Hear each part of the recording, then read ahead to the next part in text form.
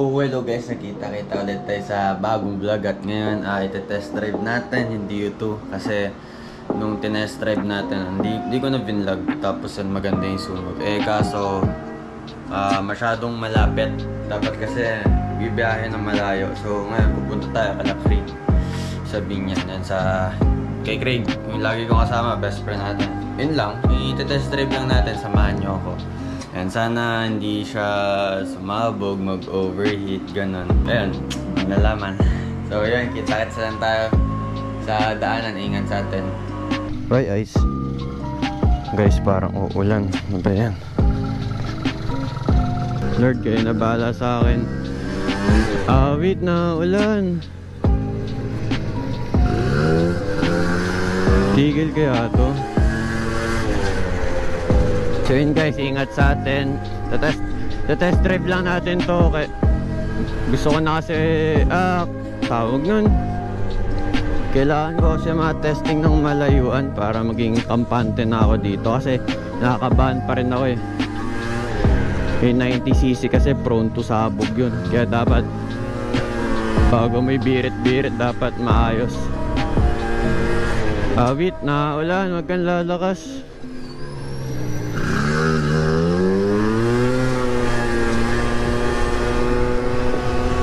Wala ba tayong dust cover sa carburetor? Nalakas, paps. Ayun guys, umaraw din. Umulan kasi. Nakisilang tao.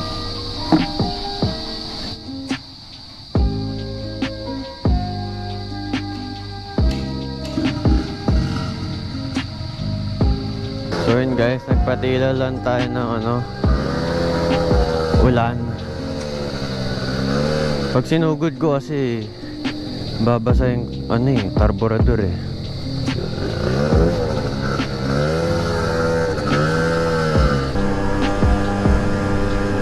Kanina nga guys, di ba, ang lakas ng ulan. Hindi ko alam kung itutuloy ko pa yung vlog ko kasi mukhang hindi titigil So yun, tumigil naman, mukhang umaraw na, dumaan lang. Hindi kasi pang ulan tong motor na to open lahat Ayun si Kuya Chester guys, yung naka-duke. Siya nagtono ng pilot. So baka palitan natin ng 38 kasi yung pihit ng hangin is 1/4 lang para mas ma-adjust pa natin.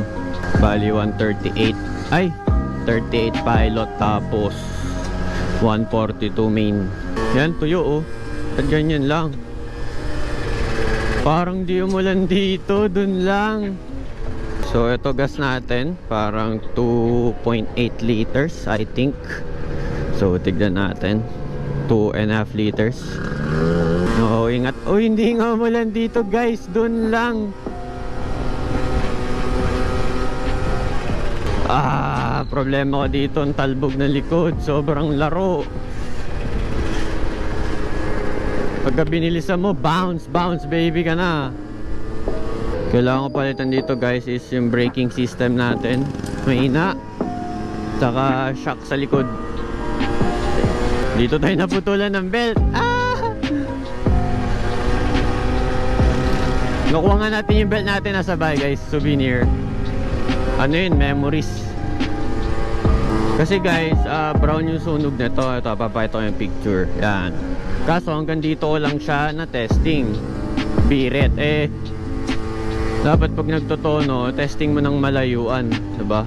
Hindi pa ako kampante dito, nakakabahan pa ako. First time natin mag 90, sensya na. Hindi tayo expert dito, learning process lang din. Kasi guys, hindi pa ito nabubuksan. Simula nung nakuha,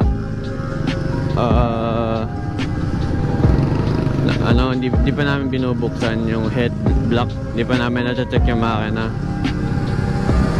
Kasi okay naman, tapos tahimik yung makina. Pero dapat talaga pag second hand, check nyo. Yan, cruising speed lang. Yun, yung maingay ay hindi nyo ata rinig. Basta yung may lumalagitek, yung tambucho. Ay, tambucho! Yung sa kicker, sumasabit, nagva-vibrate. Kala ko tuloy, katok. Nakakabaliw. Parang yung bushing niya sa padyakan. Bushing ba? Hindi ko alam tawag, basta nagba-vibrate, nakikialog din. Ganon. Parang ano to guys, shortcut. Puro 7 dito dati guys, buhat sa humps. Kasi pag doon iikot pa eh. Pero parang same lang din. Parang mas malapit lang dito, madami lang humps. So far so good. Parang sa tingin ko okay pa yung Dio 90 natin. Pagka sumabog to guys, magre-rebore tayo.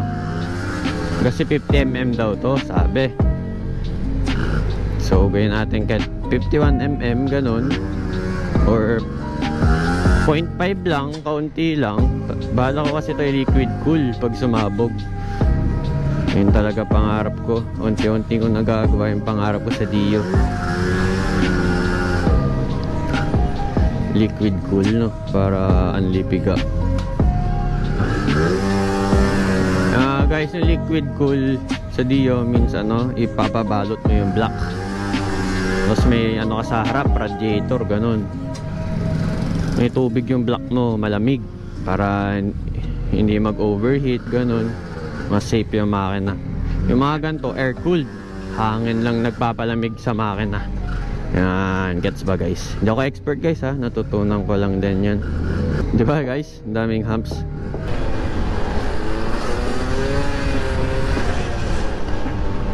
Lord, ingat sa atin, gabayan niyo po ako. At Lord, sana hindi po sumabog yung motor. Wala naman problema guys sa akin kung sumabog. Pero sana hindi naman. Kasi kung sumabog mapapalitan naman. Pero sana wag. Para tipid, diba? Kasi kung sumabog to, syempre parang kotse yan, i-overhaul mo na lahat, ilalahat mo na. Tsaka hindi ko pa to nabibirit guys. I'm scared pa. Baka sumabog eh, poop.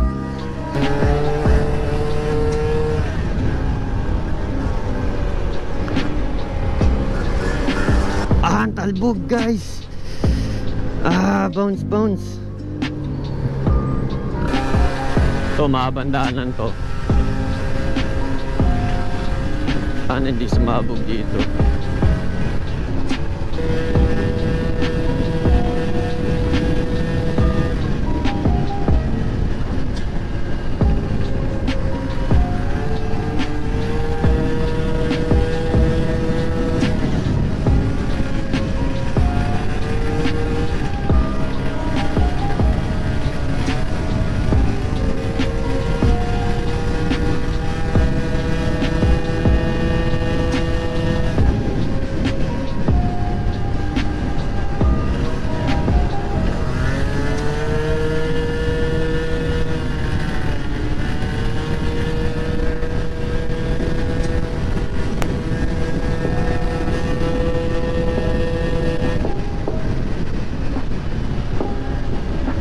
Yun lang, tapos na.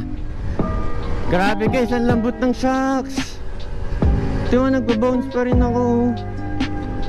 Kaya gusto ko i-baya na malayo. Gusto ko na maging kampante dito para, kasi doon ka magbe-base sa sunog ng spark plug. So sana brown. Kaya hindi yung mga top speed guys, dahil sa rear shock. Nagba-bounce na siya, hindi siya stable. Ito yun, bumabagal. Sana guys, pagdasal nyo na okay yung sunog ng spark plug. Nakakabahan ako. Sana hindi lean yung spark plug. Kasi kung lean, ewan ko na anong gagawin yung tono ko dito. Papagawa ko na to sa iba. Itong motor na to, galing kay kuya. Ito yung binabuy and sell niya. Tapos may DU2 ako, diba? Sabi ko, swap tayo, yung sa akin na lang benta mo. So yun, to. Kaya ako may 90. Nabili niya lang din sa ano, sa tao din. Tapos yung binabuy and sell niya. Dito na tayo guys. Super Cup. Super Cup testing natin ito mamaya.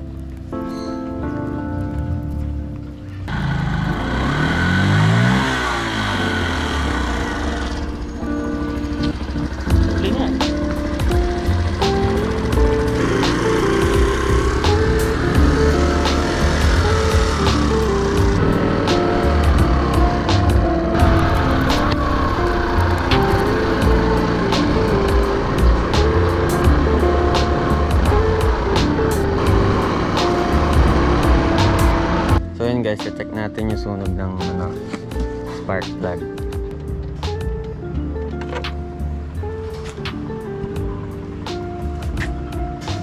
Ano na? On-onting luto ba?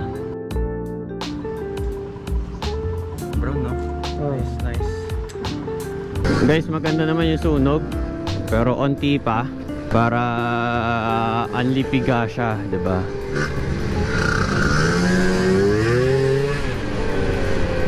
Super Cub. Napanood kayo sa YouTube guys mga restoration.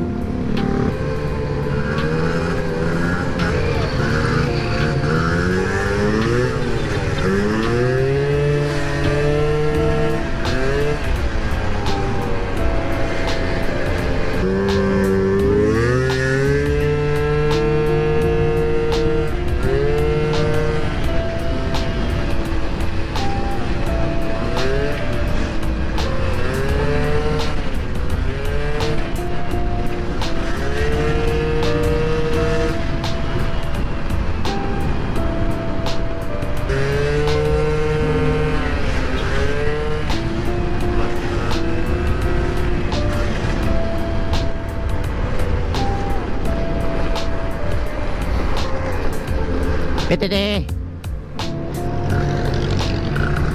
Kuya, babili isang 2D. Siya lang. Aba.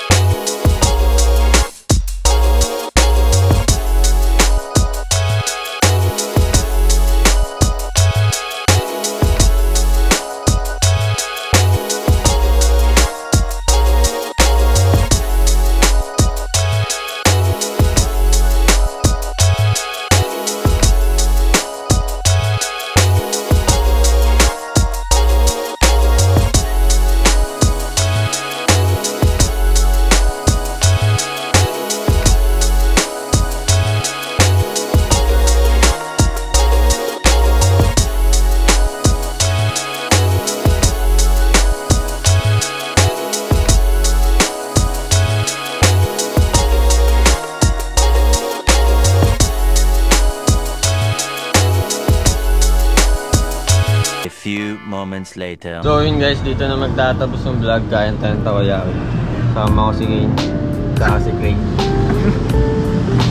Dito kami sa pwesto ng tambay. Nandun hindi pa tapos. Ginagawa pa. Maganda naman sunog ng spark plug. Safe. Magdadagdag pa tayo na main jet. So yun guys, sana nag-enjoy kayo sa vlog. Like nyo na rin, share. Malapit na tayo mag 20k. Konti na lang. Magpaalam na kayo sa vlog. Yan. Bye guys. Hello.